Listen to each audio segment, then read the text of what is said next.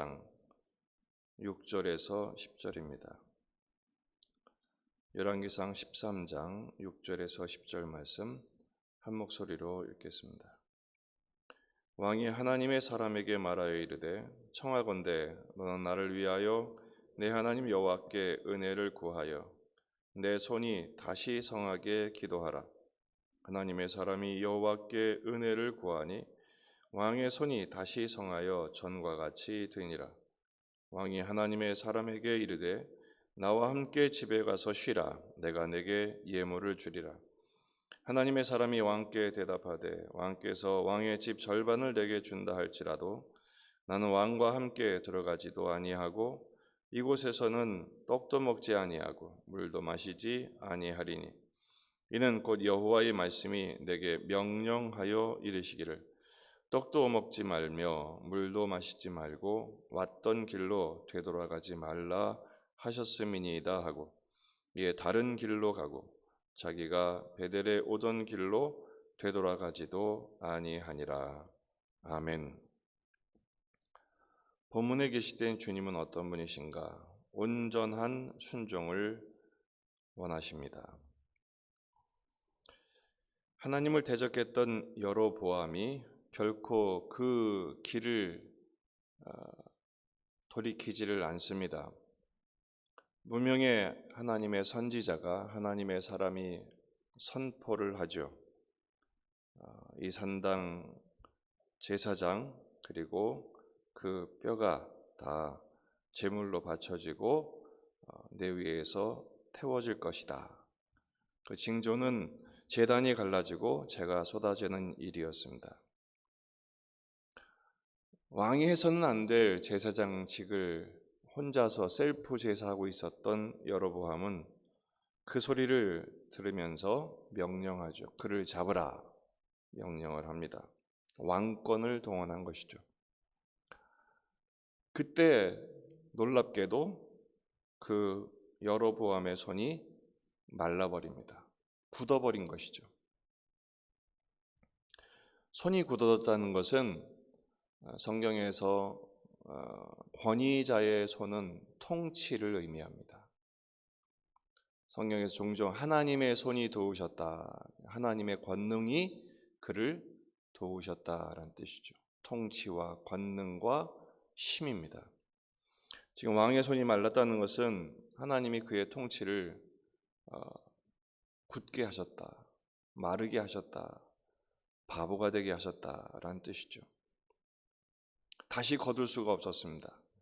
그러자 여로보암이 기도를 요청합니다. 6절 왕이 하나님의 사람에게 명하여 말하여 이르되 청하건대 너는 나를 위하여 내 하나님 여호와께 은혜를 구하여 내 손이 다시 성하게 기도하라. 여기서 재밌는 장면이죠. 내 하나님 여호와께 은혜를 구하여 내 손이 다시 성하게 하라.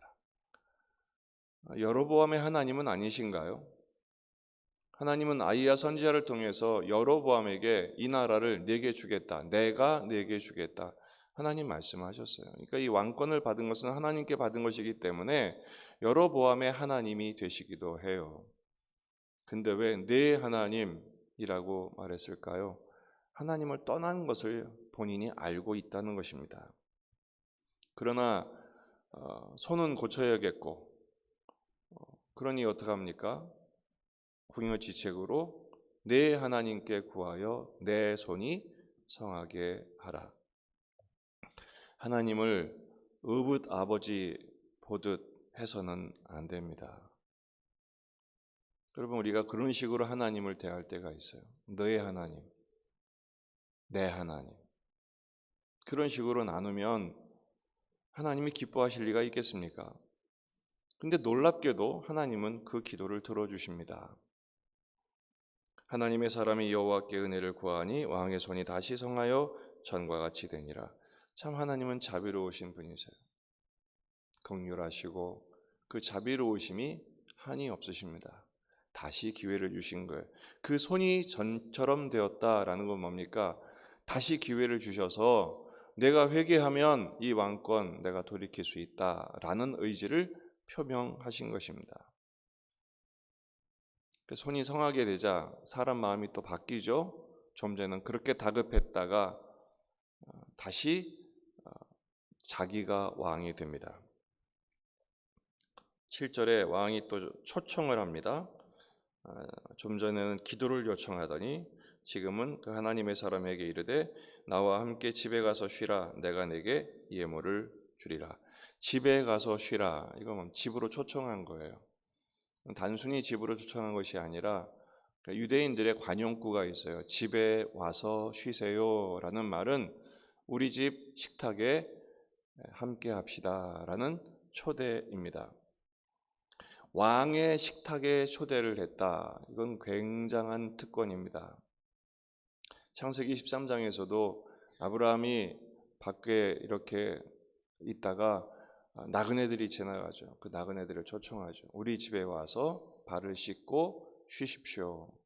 아브라함이 어떻게 합니까? 극진히 대접합니다. 고운 가루에 밀가루를 가져다가 떡을 만들고 또 기름진 송아지를 잡아서 요리를 하고 엉긴 버터죠. 그리고 우유를 대접하고 가족의 식탁에 초대하는 거예요. 그러니까 당신은 우리와 한 가족입니다 라는 뜻이죠. 지금 왕과 한 식탁을 대접받는다? 엄청난 특권에다가 뭐라고 얘기합니까? 내가 내게 예물을 주리라. 선물까지 주겠다고 보상하겠다는 거죠. 그런데 하나님의 사람이 단호히 거절합니다. 왕의 집 절반을 줄나 할지라도 나는 그렇게 할 수 없다라는 것이죠. 집도 안 가고 떡도 물도 먹을 수가 없다라는 것입니다.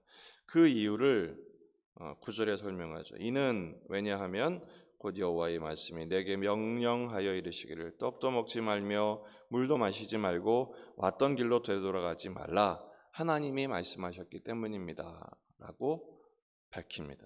그리고 먹지도 마시지도 않을 뿐 아니라 다른 길로 돌아갑니다.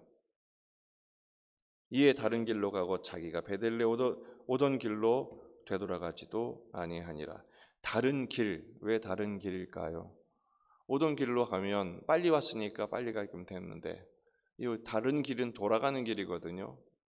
고증에 의하면 5시간 이상 걸리는 고된 여행이었습니다. 왜 다른 길일까요? 여로보암과는 같은 길로 갈 수도 없는 것입니다. 같이 먹을 수도 없고 같은 길을 갈 수도 없는 것입니다. 오늘 말씀에 우리에게 주시는 교훈이 있어요. 아무리 좋은 것도 하나님의 뜻이 아니면 거절할 수 있는 용기가 있어야 합니다. 온전한 순종이죠. 하나님의 말씀에 불순종하는 왕의 식탁, 보기에는 좋죠. 현실적인 이익이 돼요. 선물도 준다고 그래요. 왕과 한 가족이 돼요. 밥상 공동체가 돼요. 그러면요, 그보다 더 큰 특권이 어디 있어요? 현실적인 계산보다도 하나님의 뜻을 먼저 선택하는 것입니다. 왜냐하면 지금 하나님의 사람은 하나님의 말씀을 선포했잖아요. 그 선포한 말씀을 증거하려면 어떻게 됩니까? 끝까지 자기도 순종하는 모습을 보여야 하지 않겠습니까? 이 선포한 말씀은 300년 뒤에나 성취가 돼요. 그때까지는 하나님의 사람은 그 말씀의 성취를 위하여 자기도 그 말씀을 주신 하나님께 순종하는 것으로서 증거해 보여야 합니다. 왜 세상이 교회를 불신할까요? 왜 세상은 교회 목사의 영적인 권위를 부정하고 또 성도들의 말을 우습게 여길까요? 믿는 것들이 더해 이런 말이나 듣고 있을까요? 신앙생활을 말로만 해서 그렇습니다. 삶으로 증명해 보이지를 못했어요. 진정한 거룩함은 어디에 있습니까? 하나님 말씀에 온전히 순종하는 모습을 보이는 것입니다. 희생을 불구하고 대가를 지불하면서 끝까지 삶 속에서 하나님의 말씀을 지키기 위하여 또한 하나님께서 내게 말하게 하신 그 내용을 스스로 지키기 위하여 끝까지 순종하는 모습이 필요한데 요즘 한국 교회와 성도들은 그런 온전한 순종의 대가를 지불하지 않습니다. 타협하죠. 눈에 보이는 이익과 순간에 자기 몫을 위하여, 자기 명예를 위하여 신앙의 명분을 패대기 쳐버리는 세상이 되고 말았습니다. 마태복음 7장 21절 이하의 말씀. 나더러 주여 주여 하는 자마다 다 천국에 들어갈 것이 아니요 다만 하늘에 계신 내 아버지의 뜻대로 행하는 자라야 들어가리라. 그날에 많은 사람이 나더러 이르되 주여 주여 우리가 주의 이름으로 선지자 노릇하며 주의 이름으로 귀신을 쫓아내며 주의 이름으로 많은 권능을 행하지 아니하였나이까 하리니 그때 내가 그들에게 밝히 말하되 내가 너희를 도무지 알지 못하니 불법을 행하는 자들아 내게서 떠나가라. 다른 길로 가야 하는데 세상 길을 그대로 따르고 있잖아요. 그리고 하신 말씀이 마태복음 7장 24절 25절입니다. 그러므로 누구든지 나의 이 말을 듣고 행하는 자는 그 집을 반석 위에 지은 지혜로운 사람 같으리니. 그렇죠. 주님의 말씀을 듣고 순종하는 자. 순종의 3단계가 있습니다. 즉시 순종, 끝까지 순종, 열매 맺기까지 순종해야 하죠. 지금 하나님의 사람은 끝까지 순종하는 단계까지 나가고 있습니다. 우리는 어떤 순종의 사람인가요? 하나님의 말씀을 잘 듣고 순종하는 반석 위에 집을 짓는 온전한 순종의 사람이 되시기를 주의 이름으로 축복합니다. 그렇게 하면 세상이 주지 않지만 하나님이 갚으십니다. 하나님이 채우시고 인도하십니다. 오늘 이 새벽에 하나님의 말씀을 잘 들으십시다. 그리고 오늘 종일토록 그 하나님의 말씀을 잘 따르십시다. 삶으로 복음을 증거하는 십자가의 제자들이 되시기를 주의 이름으로 축원합니다. 기도하시겠습니다. 말씀을 붙들고 우리 자신과 가정과 교회와 이 지역의 복음화, 민족의 복음화를 위해서 기도하십시다. 오늘부터 캠프가 진행이 됩니다. 여름 성경 캠프가 노예 연합으로 진행이 되는데 태풍이 지나가고 있어서 비가 많이 옵니다. 참 여러 가지로 좀 겹쳐 있는데 하나님이 지켜주시도록 바이러스로부터 지켜주시고 또 모든 필요를 공급해 주시고 또 하나님께서 우리 아이들이 예수님을 인격적으로 만나는 놀라운 은혜를 부어주시도록 진행진들을 위해서 기도해 주시길 바라고 우리 환우들을 위해서 기도해 주십시오. 수술을 앞둔 환우들, 장기 요양 중인 우리 어르신들 또 몸과 마음의 고통으로 신음하는 영혼들을 위해서 이번 한 주간 믿음의 행진을 잘 감당할 수 있도록 여러분 가져오신 기도 제목 가지고 다 같이 기도하시겠습니다.